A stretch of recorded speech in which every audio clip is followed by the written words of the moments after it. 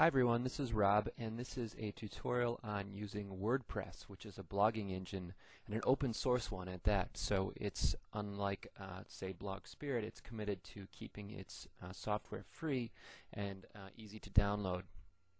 There are two ways of using WordPress. You can have WordPress host your blog, much like Blogger would do, so that your URL would be something.wordpress.com, but you can also download the software yourself and install it on your server. We'll take the easy route today, so we'll just go to wordpress.com to begin, and then click the big blue button on the right, get a WordPress blog now. You'll need to supply a username, and again I recommend something familiar, perhaps your university username, and then a valid email address. And you'll need this to work because WordPress will send you a password that you'll need.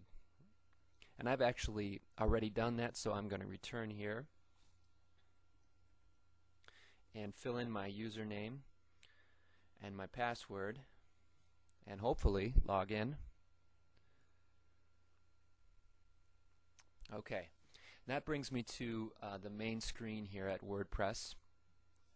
It says welcome back on the right, and the things we want to do today are modify the template that I'm using,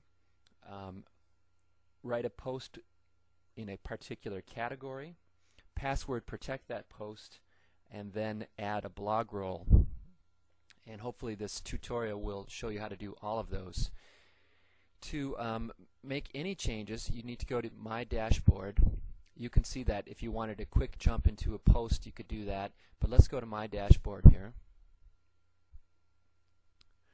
And you'll see a number of options across the top here, and it looks a little more complicated perhaps than other blogging engines, but that's good. It offers you a lot of features that those do not.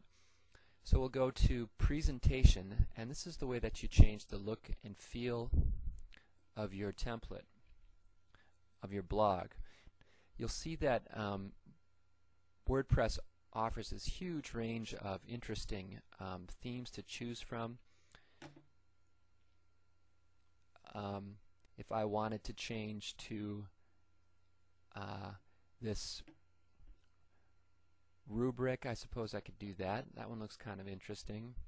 I'll keep going here. Oh, Sapphire. How about Sapphire? Try that for now. It tells me it's a 2-column bluish theme with a professional Apple feel. I don't know. Oh, Apple Mac. Okay. And 2 columns just mean you've got the main text column here and then the sidebar column. If I view my site, I can see that that's been changed. Pretty easy. And it comes with a free search tool. That's cool. Let's go back to My Dashboard, and we're going to write a post.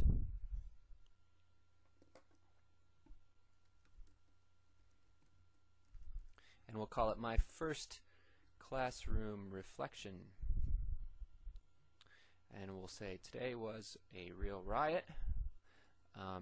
Wow. Okay, that's not a good example, so don't use that. But you'll see over on the right here we have categories.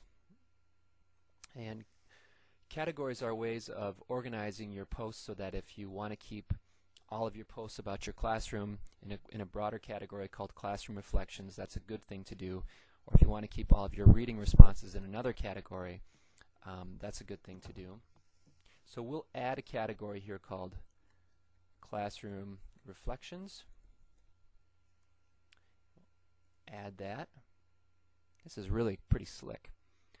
And we won't say that this is uncategorized, and we won't put it in the blog roll category, which WordPress gives you by default. We'll put it in this new category we've created called Classroom Reflections. And then a second option here, we're going to post a password for this particular post. You can't password protect the entire blog with WordPress, but you can individually protect these posts. And for Ed 331, this is definitely what you want to do. Post a password, the same password that we use. though I'm changing it here for keeping it confidential, I'll use a different password. And then, if we're ready to go, we can do a number of things here. We could save it for later.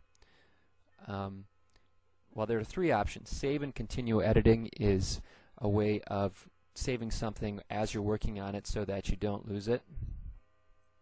Save as a draft actually saves it, and then publish, and that's what we'll choose.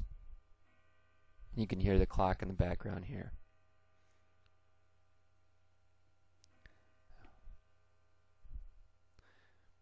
Okay, it tells me my post has been saved. I'm going to view the site, and you can see that it gives you a colon protected, my first classroom reflection.